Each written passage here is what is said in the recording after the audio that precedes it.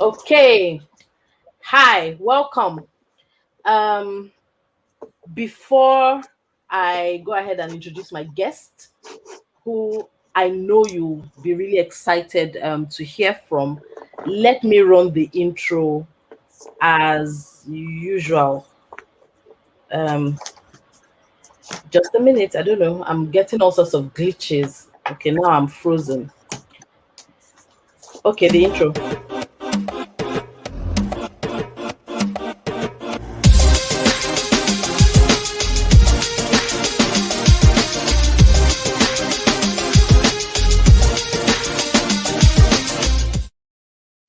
All right. So, welcome. Today we are going to be talking about really exciting change, right? Actually, several changes. We have like three different changes. My guest today is Chris Alagua. Chris and I met when I went to digital training school, right? I was looking at digital product marketing, and he was doing. Chris, what were you doing? I was working Scrum. as Scrum. Scrum Yes. Master role. Yeah. Yes. And he's really moved in leaps and bounds since we first met there. And his story is really interesting, exciting. I've received quite a few inquiries about, oh, I'm looking to relocate, right? How does one go about, particularly? So, I've had some for Canada, but I've also had some for the UK. How do I go about doing that? I'm mid career, or at a senior level in my career, and I want to change. There are all sorts of trends going on. How do I hop on it? Chris's story will help you immensely. And so, without further ado, let me introduce you to Chris. Chris, tell us your career story. Okay. Thanks, Laddie. Okay. So my name is Chris Alagua. I'm a graduate of mechanical engineering. I've also have a postgraduate certificate in oil and gas engineering and then an MBA. I have approximately 20 years work experience. Started my career as a mechanical engineer and then a pipeline engineer with Shell. I was there for 8 years, and then I left to further my education and get an MBA. Now, after completing my MBA studies, I moved into a technical procurement manager role, looking at procuring for projects, technical projects. Mm-hmm. And then I did that for approximately 2 years, and then I went off and formed a startup company with a few friends, an oil and gas service company. And Okay. there I worked as a lead project manager For oil and gas projects, right? for oil and gas projects Okay. primarily. Okay. In 2018, I relocated to the UK, and then I joined DBT, a training organization, and spent 6 months training, learning the ropes, and then also getting employed there. Mm-hmm. And then I worked as a Scrum Master on DBT. Mm-hmm. And from there, I transitioned into a company called Next, where I worked Okay. as a The Scrum fashion Master as people. well, the fashion group. And Okay. then, so currently now I work with BP as an Agile coach. So I've moved from a Scrum Master role to an Agile coach role. That's plenty of movement, right? Yeah, that is. Plenty of movement. So I That would like is. to, probe a little deeper, and let's go back to the beginning of your story. So you have a project management background. Yeah. Why Scrum? Why Scrum? How did you arrive at? Why did you make the choice, right, to do Scrum? Okay. So when I moved into the UK, when I relocated to the UK, I wanted to understand what were the opportunities, where was the market, what were people doing, what were the new trends in project management, Mm-hmm.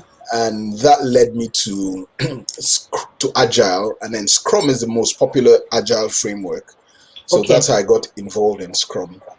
Now, after dealing and doing Scrum and Mhm. understanding the basics of Scrum, And then also realizing that there are other agile frameworks. So I said branching into other things just so I can improve and broaden my horizon in the agile space.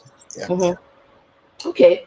And so having done Scrum, was it tough to tell us about your job search journey? So you joined the training organization and then you got hired by them, you got some hands-on experience doing Scrum. Now, moving to your first job outside, what was that journey like? Were there a lot of applications? How did you go about? Well, okay, so moving to my first job outside DBT was a challenge.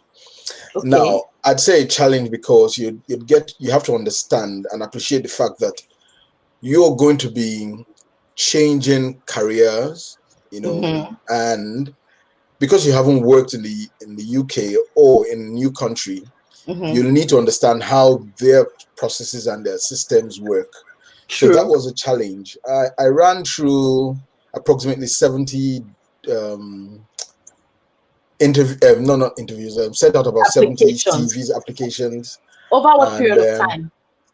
Over approximately 3 months. 3 months. 3 months. Yeah. 70 applications in 3 months. That's yes. a lot. Yes, that's the determination. You want to go get something, you go after it. And then interestingly, each application was different in the sense that whilst it was all in the same space, but each cutout was you had to modify your CVs to match what was required for the job. So each application had to spend time, probably 4 hours, modifying the CV just to suit the particular job application. That's a lot of work. Well, that's a determination. You need to decide what you want to do and how you want to go after it. Okay, so after that, I had probably about upward about 10 interviews, and eventually I got a job.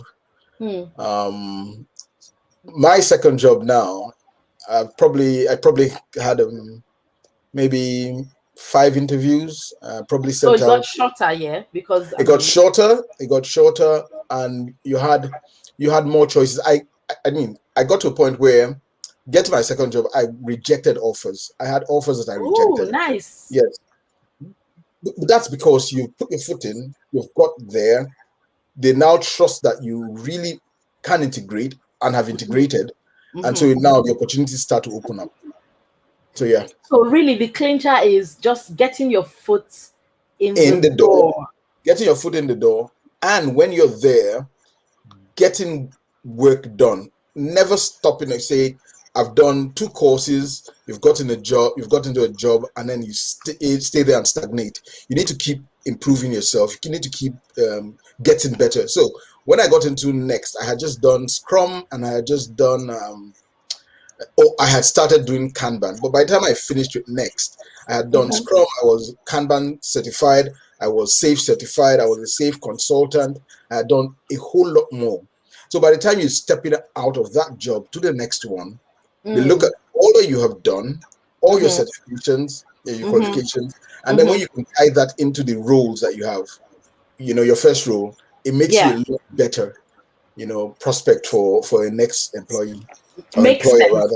It makes sense, especially for like a technical type role.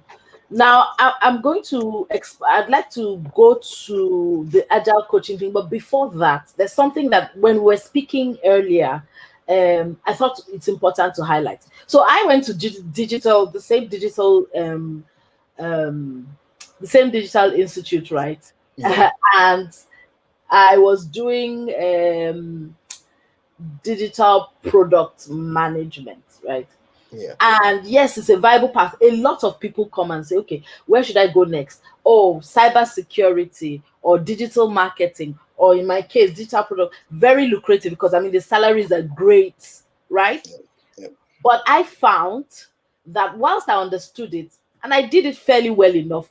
Well, I think so. What do you think? I think I did it fairly well, right? But I got to a point where I simply didn't care if another piece of software was written. And then I realized that I cannot do this for years. I can't. I will die slowly, right? And I dropped out, right? Yeah. So, I mean, I know we had this talk about making career choices, right? So, what was your own approach to yours that made it like sustainable Okay. for So you? so what I did first of all was, because I was already in the project management space, my goal was to find something that was that was the next trend in the next what do you say, the next Next direction to go. iteration, Abby? Yeah, but still within my area of expertise and knowledge. Right. Now, so when I did that mapping, I realized that Scrum at the point was more or less like project management, just in a different, would you say, a different philosophy, but the end goal was the same: deliver products, A deliver product, projects, well, now it's projects. products, yes, in the news Exactly. philosophy. So the philosophy was slightly different. How you approach it, how you work with the people, your resources, how you plan, and all that. But Mm, all the different the tenants were, you could say, the same.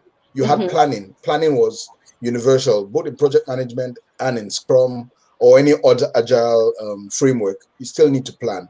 Yeah. You still need to project. You Hmm. know, in project management, you had your projection plans. In Scrum, you also had your release plans. They were the Hmm. same thing. So there were basic things that were identical, and so I Yeah. felt at home in that space. However, Yeah. the difference is the way in Scrum you, or in Agile, you approach your development and your building blocks.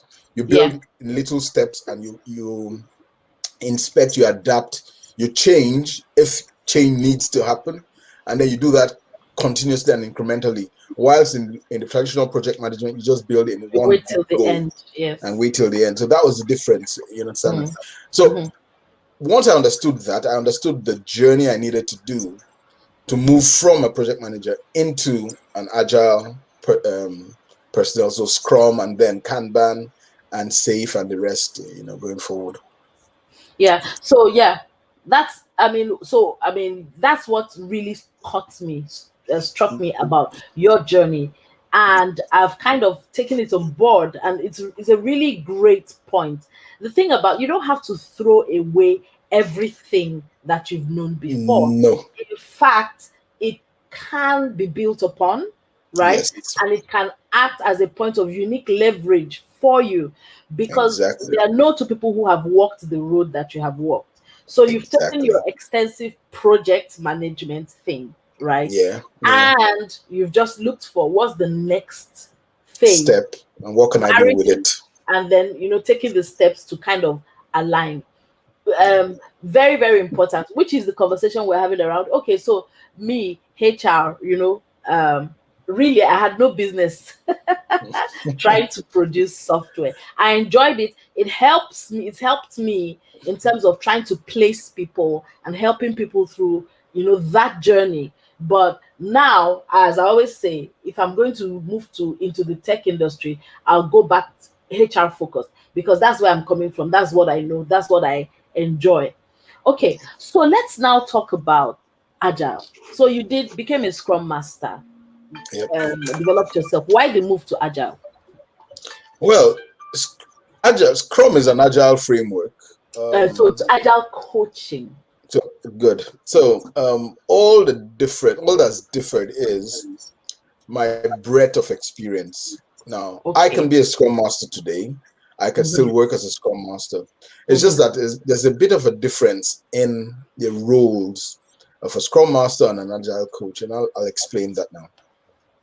With a Scrum Master role, you are basically working in the Scrum framework. Yes. Scrum is a framework, and it's Hmm. an agile framework. Hmm. Now, with to become an agile coach, you need to understand Scrum. You need to understand other agile frameworks and methodologies. So there's Kanban, there's Lean, there's Safe, there's what we call DAD. There's Extreme Programming. That's a different framework as well. So there are lots of frameworks you'll need to understand, because as a coach, you're meant to be an expert, you need to have domain knowledge. You also need to understand, based on how the squads or how the teams are working, what framework will best serve their needs and their purposes. Do you Okay. understand me? So the difference that it is, as a Scrum Master, you interact with the teams and you actually help them with their work.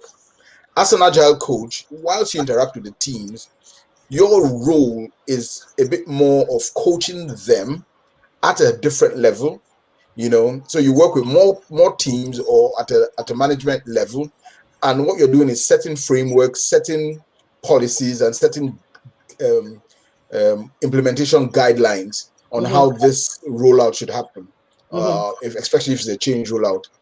So you're basically at a higher level, looking at a lot more than being in the teams, working with the team to deliver what they have set out to deliver.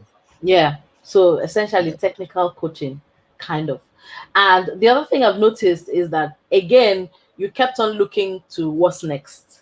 Exactly. This is a step. This is a okay. So now I'm a Scrum Master. What's next? What So next? that's the thing of, you know, developing the habit of consistently scanning your environment, scanning the horizon, right?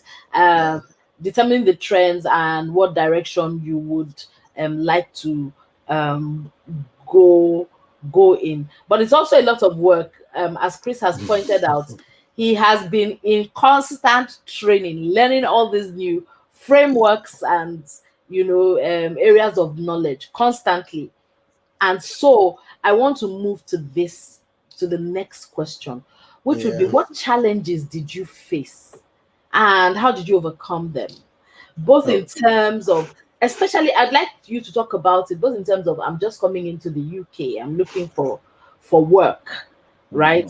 Where are the challenges, and, you know, what's Okay. but So before we do that, sorry, let me just take a comment. okay. Oyinda says, well done. Thank you, Oyinda. Thank Appreciate you. it. Yeah.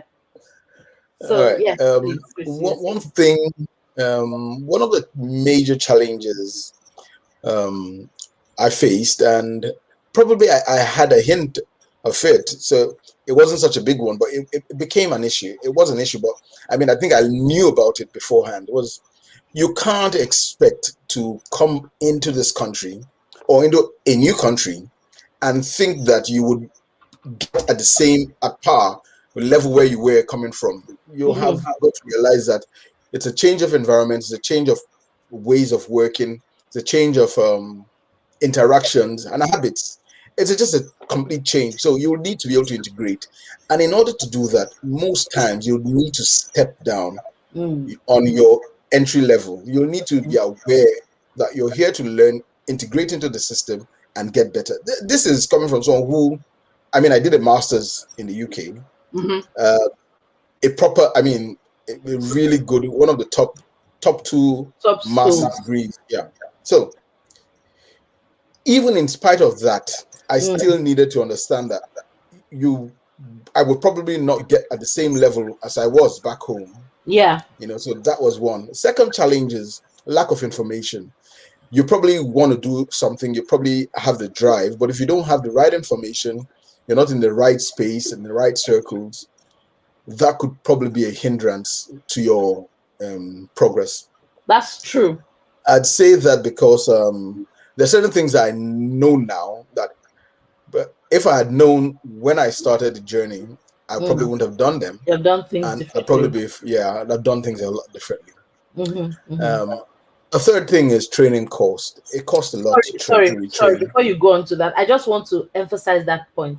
The Okay. kind of information you have access to and the quality of it is so important. You know, I mean, for people considering relocating, especially to the UK, you hear things like, you will just go and wash plates, right?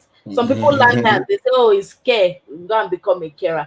It is the quality, you know, people tell you what they know. So you do have to be very deliberate and really intelligent about, you know, seeking information before you decide what you're going to invest your time in, right? And as we pointed out, remember you're coming with some history, some experience. So essentially, you're saying, given all I am and who I am right now, what are the best paths? And don't just stick to one source of information, right? There are Yeah. loads of, great sources of information.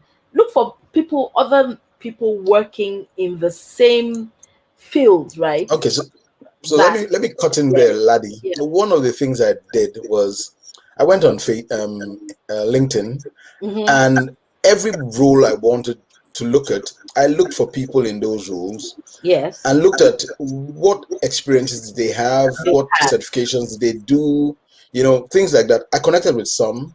I got involved in there are lots of free meetups, so call them the agile meetups, a lot of them.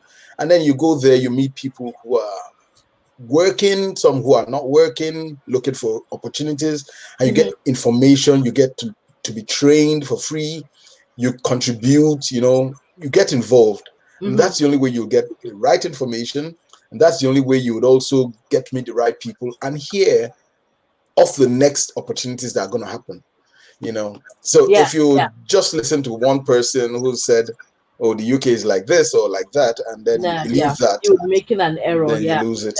Yeah. That's so true. Speaking about meetups, I know that I set up a marketing, and I do not know why this obsession with marketing. Maybe I'll end up running a marketing agency, but I find that the thing that attracts me are marketing. Anyway, so I set up there's here in Manchester. There's I found it on Meetup, funny Yeah. enough, but there's a local group that meets up, and it's full of marketers, people currently marketing, as you said, others just getting into the field. So it's essentially networking, right? Networking. And Exactly. marketing to get the right information. Okay, I Yeah. just wanted to highlight that it's so important. So you were going to talk about the next one, which was training costs. Exactly. We have to be very, as you said, deliberate in our actions. Yeah. If you want to get to a journey, you need to know what it takes to get there. Mm-hmm. Now, you get onto LinkedIn and you find someone has done 5 courses, Mm-hmm. and you put together the cost of those courses, and you realize that that's a lot of money. Mm-hmm. It's an So investment. it is an investment, and you have to look at it like that. I'm going to invest in myself. I'm going to get better, and I'm going to get the work that commensurates what I have done and what I have spent. But that's also a challenge. Was a challenge, Mm. and then also, your first opportunity is another major challenge. But once you get in the door, then things start to get better and easier. But Mm. getting that first opportunity in the door is a major challenge as well. Mm, mm, Yeah. mm. Yeah. And even though Chris didn't say it, I'd also like to say that volunteering, right, Yeah, is a great door opener. I mean, yeah. I would more favor to get paid while I'm learning, right? Everybody Hmm. would. Hmm. But I mean, you're in a new country. So perhaps one good way of doing it after you've gotten your training and in your networking groups as well is consider volunteer positions doing that thing you want to do. Invest Exactly. another 3 months or so, right? That Exactly. way you can say truthfully that you do have UK experience, Yeah. right? And Yeah. then they can give you referral as well. So volunteering Exactly. is also um, a good option to look at. All right. So let's the next one. The next challenge. What was the next challenge you faced after the first opportunity? And then Uh, time. okay. Time is, I think, is a lot underrated. You think I'm a star, so I should be able to do this in 10 weeks, which is fine, it's good. But the thing is that we need to You be know why I'm realistic. laughing? Why? Because yes, that time thing. You just suddenly Yeah. find it's taking much longer, right? You line up plenty certifications that you want Mm, to do, yes. mm, And you suddenly find, oh wow, it's a lot. it's a lot. You can, and the thing is, if you are really determined to succeed, you would always have the next step to do, the next exam, the next thing to do, the next Hmm. thing to chase. Yeah. However, what I did to ensure that I didn't get bogged down with too much, I just set out a roadmap, the things I wanted to achieve, and then broke them into different stages. So you could achieve one in maybe 2 months or 3 months, and then you know that you've achieved that. You have another target. But I'd set that out, and so I knew realistically how long it should take me. Now, I had planned my whole plan was to run my training and then get a bit of work experience and then get my first job. I had planned out for 8 months. I've accomplished that in 10 months. So I had 2 months, but I had a plan, and I knew that when in the 6th month, I wasn't phased. I knew that I had 2 more months to go because I had a plan rolled out. All right. But then after that, that's when I now probably say I get a bit worried and a bit, agitated. But for the first 8 months, I knew what I wanted. I knew what I would do. And you knew you were working on it. And then I wasn't also getting carried away with new information, new hypes, and new things. Yes. New things will happen. People will talk about more exciting opportunities. More lucrative and all that. Yes. The thing is to focus, have a desire, have a goal. And then once you've achieved those, then you can pivot. But not until you get there, because if you just keep pivoting, you'll never really be it's good a at real anything. challenge, Joe, especially if you're coming from outside tech. So I mean, you've not built up any particular tech specialization, and there's this green field, right, of so many opportunities. A bit of that, so many shiny objects, right? Exactly. And you're saying, which one can I do quickly?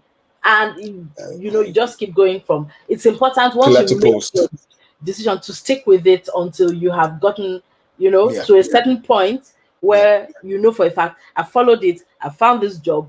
You may now be in the job and decide, I want to do something else. But follow at it least first. See it through. You will extend your journey you can extend your journey by years. You can. Because I was even, in that my group when I was at DBT, I had people who had, done several things. One after the other. Really, really important. Okay, so the next question I'm going to ask you, let's come back and focus on agile coaching. Let's say I wanted to consider making a change to agile coaching. What should I know? The first thing I'd ask is, why do you want to go there? Now, you need to understand your why. If you are not good at standing back and letting people do things, you're just instructing them, you're giving them guidance, you're giving them a framework, and you're letting them do things. You want to jump in and help and do it yourself. You would not necessarily be a good coach. That's something you need to understand. You'll probably be a good scrum master, but probably not a good coach. So you need to understand yourself first. Understand why you want to take that journey. Where are you coming from? Why do you want to go in that journey? Don't let the euphoria of, I can make so much money, be the driver, because you'll get frustrated in that space. So then once you have that settled and you still are confident that that's where you want to go, you now need to start thinking of what courses, what certifications do I need to undertake and have under your belt to be able to be seen as credible. Because also you need to realize, as an agile coach, you're actually telling people who have invested money in a business and whatever, and they're going to be paying you a lot of money. You're telling them how to run their business that they probably have been doing for 20 years, and you have no domain knowledge in it. So you have to come across as credible enough to be able to tell them, whilst you know this stuff, I know how best for you to get there. The process, exactly. So in that way, you need to have lots of experience, lots of certifications, courses, spend some time actually in the field, even as a volunteer, doing the work. And then I'd also say take a step, make it a step process. So you probably start off as an agile coach, as a scrum master, or as a project manager. Then you move over to agile coaching, but there's a step, because that helps you, first of all, interact with teams, and then be able to interact above them. In other words, direct them without actually being hands-on with the teams. So Yeah. it's a bit of a journey, but you need to be able to see your way yourself at that Mm, end, and then mm. start to chase it and work towards it. Yeah, yeah, Yeah. yeah. Makes real sense, especially that understanding that coaching is not jumping in and doing it, Doing is it, yeah. No, it isn't. providing the It isn't. information and letting people do what they will with it. It's Willing to. actually, It's also hard in the sense that you're willing to let people fail and learn from their failure. Yeah. yes, So yeah, sometimes you work with them, but because of habits, they'll revert back to status quo, and that will mm-hmm, probably cause some failures. And it's mm-hmm, fine. Be able to see that, be able to stand aside, and also not get very emotionally involved. People get mm, emotionally involved when I've said something to you to do, and I know better in a sense that, mm-hmm, and then you don't. Some people get really involved emotionally. Oh, they're not respecting me. They don't understand. They don't appreciate my knowledge and all that. No, no, yeah. that's not what it is. It is let people do the People will best they can, people, right? fail, and then they'll get better. Yeah, people will Yeah. people always. I mean, actually, any form of coaching, people will people. So you They will do really, what they. yeah. Yeah. Sometimes I get a little frustrated because I mean I have people who are paying me plenty money, and I'm like, oh, you've paid me to do this thing. I've showed you what to do. Why are you doing something else, right? But a No. lot of the time, I just step back, and then you know how it is. You learn from experience sometimes. You Yeah. know, like, oh, okay, I see why you said I shouldn't do it that way, and then we do And it again. exactly. And once people learn that way, they'll never fail again That's because true. they realize, so you need There's to a be, you need to consequence. have a Yeah. lot of empathy Yeah. when dealing with people in that space. Yeah. Yes. Yes. Absolutely. So let's talk about in terms of what certification, what skills do we need? What certifications? Hmm. Skills. Now, Yeah. I think primarily, as an agile coach, a major skill you need is you need coaching skills, Mm-hmm. facilitation skills. Mm-hmm. You need lots of empathy, and then probably as important as the rest is active listening. So there's listening, and then there's active listening. Mm-hmm. You're not listening to judge or listening to say I got you, but listening to understand, and that's a bit hard. So those for me are the critical skills you need to have in this role. Mm-hmm. Now, if we want to talk about certifications and courses, Yeah. um, you should start from Scrum certification. So it's a Scrum Master certification or Product Owner certification, more Mm-hmm. preferably Scrum Master certification. Then you do some Kanban. Um, if you want to ensure that you can tie Scrum and Kanban together and then scale it, SAFe is a good option to take. Mm-hmm. And then once you have those three, um, you could probably then do something in Lean. Now, Lean is a cop from the Is this Six manufacturing. Sigma, all Six those? Sigma, Lean Six Sigma, exactly. The reason is, as an agilist, you're trying to ensure you reduce waste, Yeah. you deliver value. Now, Yeah. Lean helps you with waste reduction and identifying where waste can happen. So a bit of that would help you. So when you're an agile coach and you're talking to people and you're telling them the reasons why certain processes will work, but probably are not as efficient as, you have that understanding, you have that knowledge and background, and then you have the credibility to back what you're saying, So a bit of that. And then finally, you need to do some courses in coaching and facilitation, because that's Okay. primarily how you convey your information and communicate with Information. Yeah. people. Yeah. Yeah. Yeah. So Okay. So once you have Wale those, said, hmm, that's it. Sounds like a lot, but it is a journey, right? it is a journey. I didn't How long? start. What was the span? How long did it take you, Okay, to so go it's through? taken me, honestly, it's taken me from my first certification, which started in 2019, to, so I have another plan for August. So you see, it's a constant journey, constant learning. Okay. But yeah, my first certifications were 2019. 2019. Okay. And That's after not that, bad. no, it You isn't. haven't done badly for what, that 2019, 2020? That's 2 years. Yeah, 2 years. Ooh, you've come a Yeah, long 2 way, years. baby. Quickly. If I remember that Quickly. old Bettina Slims ad, you have come a long way. Yeah. Wow. But Yeah. I had the drive to get there. I needed to do it.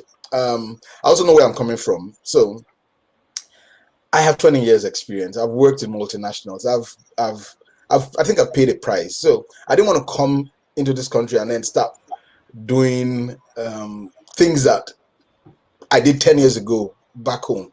Yeah. So I needed to get to the top. I needed to get there fast, and I knew where I was going. I had mapped out what I thought would be my journey, and then I had put my goals, and then I had chased it. So I'm still chasing it. I haven't got to the pinnacle yet, but I knew where I wanted to get to, and I went after it. So that really is, once you have the drive, you have the determination, you know your why, and then you have a good roadmap, you'll get there. So that to me is, yeah, absolutely. And so I want to reiterate a point I'm always making. Mid to senior level professionals who are my, core, my core, I don't want to say constituent, my constituency. core audience. Audience. My core audience. There tends to be a lot of doubt around, oh, I'm 40.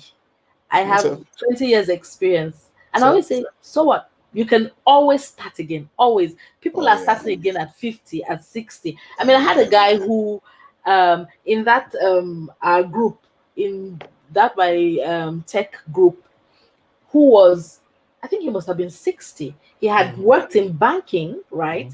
And then decided he wanted to take. So, I mean, it's whenever it is your day breaks, as our people say. There's because this is knowledge, right? As long as your mind is working, yeah, you can move ahead. So now let's move and talk about the UK market specifically, right? In what ways is the UK market different from, say, Nigeria? And what should someone know coming into the market, the job market? The UK job market is a tough market. However, it's a fair market, and then there are lots of opportunities. It's different from the Nigerian market in the sense that even when you have your CV drawn up and you're talking about it in the interviews, here the emphasis is on I. Back home, the emphasis was on we as a team. Yeah, you don't want to come across as boastful. People even warn you, don't say too much I. Exactly. But here, they want you to own what you've done and tell them what you can do. So that was a difference I identified. You'd hear a lot of people talk about, oh, because you're not white, you probably wouldn't get the kind of jobs. And I tell people that's crap. The reason is, here, every penny counts. They would rather get the right person in to get the job done and make the money they need to make than think about color. So get that mindset off, and then you'll be able to see things and then be objective. When you go for an interview and you don't get it, have the courage to sit down with yourself, even sometimes call up the interviewer and say, the recruiter, exactly, and says, where did I go wrong? And be open to feedback. You'll need to be able to take that and learn that, okay, I said this was probably wrong. What can I do in the next, because you're going to get the next one. What can I do in the next one to make it better? Now, there was one framework I had. It was something that I had read somewhere and I'd thought through it. It talks about your funnel. It tells you on the average, so people who've done more, people who've done less, but on the average, you have 70 applications, you probably have 10 interviews, you have one job, right? And I kept saying to myself, okay, this one has gone.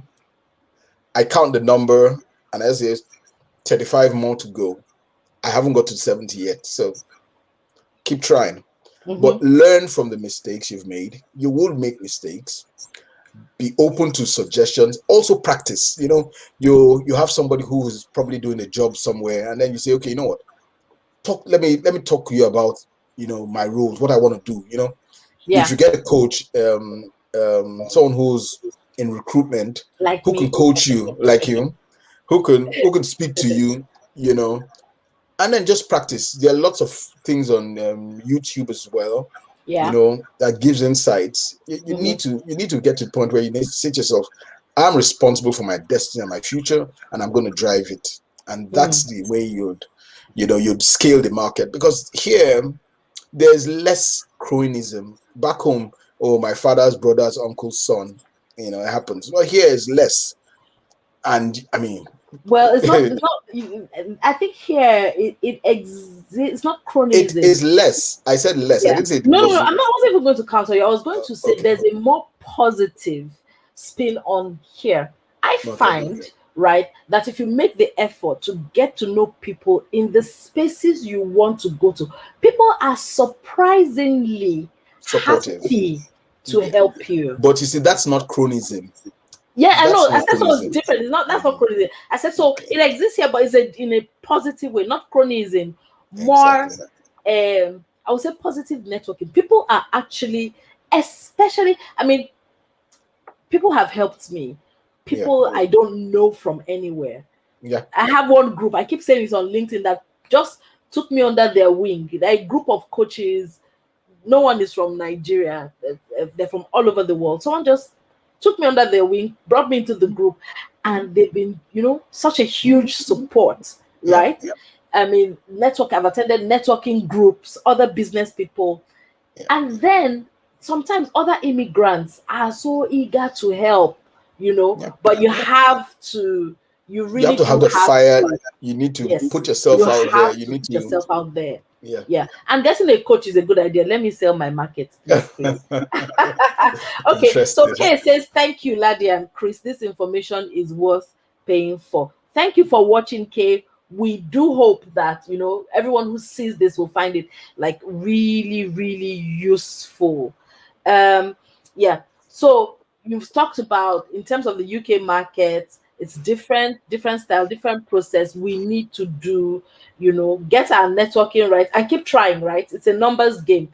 And I always say to people, yes, you may have done 400 applications and 1,000 interviews, but all you need is that one yes. It's just one yes. Just one. You know? So keep going until you get to that one yes. Just one. Okay. I mean, we've covered this quite extensively, Chris. This is, you know, this has been really, really great. Then I want to just ask a general. So you chose to go the tech way, you know, Scrum, Agile, etc. But in terms of looking at the UK market of opportunities, where do you see the opportunities are? Because I know a lot of people who are looking for work in the UK will be looking at this and trying to come up with their own plans, right? Okay. What do you see as so first thing, let me correct you. I didn't go the tech way. I went the agile way. I work in BP now. I apologize. Right? Okay. I work in BP now, and I work in oil and gas projects. We're switching. Where BP is actually in a transformation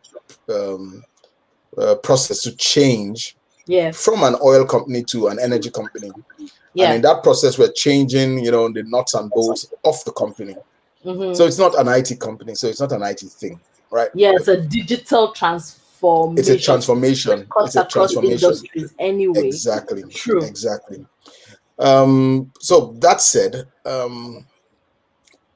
anybody coming into the country and looking for opportunities, I would say to you, first things first is understand your history, understand yourself, and know what you like.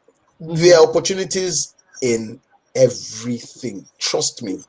In this country, this is a country where you'd see, the UK, even the developed world to a large extent, are places where things thrive. Take, for example, you could say the medical field, and then the medical field is booming people are required, and then if you're Yeah. even in that medical field, you don't have to be a doctor. They are looking for radiographers.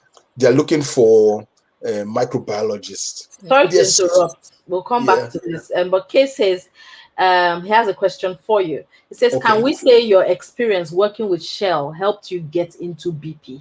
Yes, it did. Now, the reason I say that is when I was being interviewed in BP, and I talked about my experience with Shell, working on projects, and they were trying to transition, and it was the same foundation, same kind of companies. It helped, but it didn't help me get into Next. Remember that, Yeah. So Yeah. it helps, but it wasn't the be and end all. You needed to have the right things. I needed to be able to scale the interviews. But So maybe having industry knowledge, was good. then Was good. helps. Yeah. However, I agree. I also think that, for instance, however, Laddie, however, we have approximately 120 coaches in BP right now, and we probably are less than 5% who have an oil and gas background. So really, coaching, you don't really have to have. You don't. It's just the method. However, I was just going to say, from a strategy point of view, though, right? As an experienced person, if you have like 15 years experience in one industry, right, and you're transiting into a new market, and if one says, okay, well, I want to take advantage of digital transformation that's going on all over the world, then I mean, if you took your new digital knowledge and combined it with your industry knowledge, then your value proposition will be much stronger, right? Because these things are principles. If you've done HR in Nigeria, a lot of the principles, basic principles, are the same, even though there would be contextual application differences, but it will still help you show up better, right, than someone who went to school here but doesn't have that experience. So yes, okay, it shouldn't be something that prevents you from trying to get in, right? But it's something that you can leverage on. Yeah. Yes. Okay. Sorry. So let's go back to the discussion about opportunities. And you were talking about, you had said, well, digital transformation cuts across. Then you spoke about health. Exactly. Right? You'll be shocked, that even, I mean, would say it's even, but teaching. Yeah, education is a huge place too. Is I mean, facilitating courses. So HR, everything has its place.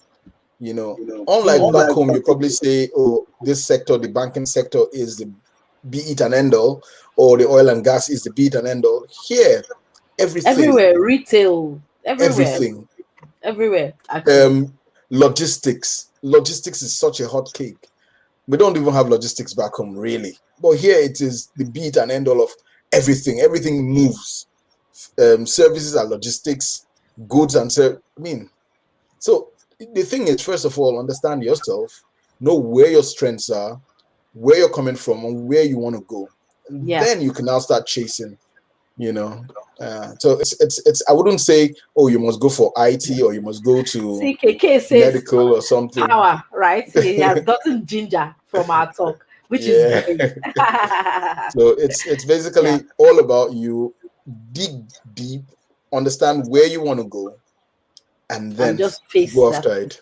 Yeah. Also know where to look at for opportunities. So I mean, typically when I coach people and they say, oh, I'm considering a career change, I ask what country, now go and first of all even scan the job boards, right? What kinds of roles are they advertising? Then look around you. For instance, I went on a tour, summertime now, I'm doing walking tours, right? And one thing I picked up where I live currently, there's a lot of construction. The guy who was giving the tour said, here in Manchester, we have the highest number of cranes, right? Anywhere in the world, because it's constantly growing. And immediately I thought, there will be work for crane operators, right? And if I had a business servicing cranes, those kind of things, just look around. Your environment will tell you where the needs are. I mean, right now, not advocating for anything, but there's a shortage. There's a shortage of about 300,000 lorry workers, drivers, right? That's a massive shortage. And the funny thing, when I was looking at rules and all that, it came up as well. And I mean, what I was doing comparisons. You realize that a fresh graduate from a master's program, maybe not an MBA, but a normal master's program, except probably done in the likes of Cambridge, Oxford, London Business School, Cranfield, and all that. Just the normal masters, you probably earn out, say, 35,000, 40,000 pounds per annum. Do you know lorry drivers earn over 60,000 pounds? Yes, that's the other thing that's different about the UK, though. In lots of these blue collar roles that we would not touch in Nigeria, the money, someone was telling me when I explained this crane operator thing, if you know how much they pay these people, you'll be shocked. So the thing as I keep saying is, understand yourself. I love to drive, but I would not drive a truck. Not because I think it's beneath me, but just that I get bored with, I would do it. I would do a long 8 hours. I used to drive from Lagos to Port Harcourt on a regular basis, but I don't think I would want to do that as a job. Yeah. So yourself. Some people love to do that. Some people love to sit down on I can sit down on my computer for 16 hours. And that's a good day for me. But some people can't. So you need to understand yourself, understand where you're coming from, and understand where you want to go to. And that helps you, source out the opportunities, and then ask questions, talk to people. Don't be an island, because being an island, you can't get information. You can't you do have yourself. To be connected. Yes. Awesome. Chris, I have to thank you very, very much. This has been, really, really informative, even for me, right? Yeah, thanks for having me. This has been really, really, really great. Thank you. And of course, if there are any questions, as I said, a lot of people watch this after the fact. And so, I mean, if you have any questions, still type them in the comments. We will respond to them, right? And so let me close with, I didn't introduce myself properly at the beginning. Right. So let me introduce myself now. Yeah, my name is Ladijia, and I'm a career coach. I focus on helping mid to senior level professionals, right, land high paying, satisfying jobs. And so we do things like job search, career transition. If you want to have a chat, my Calendly link is right there, my LinkedIn profile. It's free. Book a free discovery call, and let's find out how we can support you as you make your career change or search for your next role. Okay, and of course, this is my Career Drive Live. This happens every Thursday at noon, and we bring all sorts of interesting people like Chris here. I guess he said it when we were talking about crane drivers. He said many Nigerians would work for that. I mean, we'll go for that for the money. We'll do that for the money, and it's true. And Wale has just said, absolutely eye-opening. Yes. All right. So thank you all for participating. Take care, and I'll see you again next week. Bye. All right. Take care. Bye. Bye.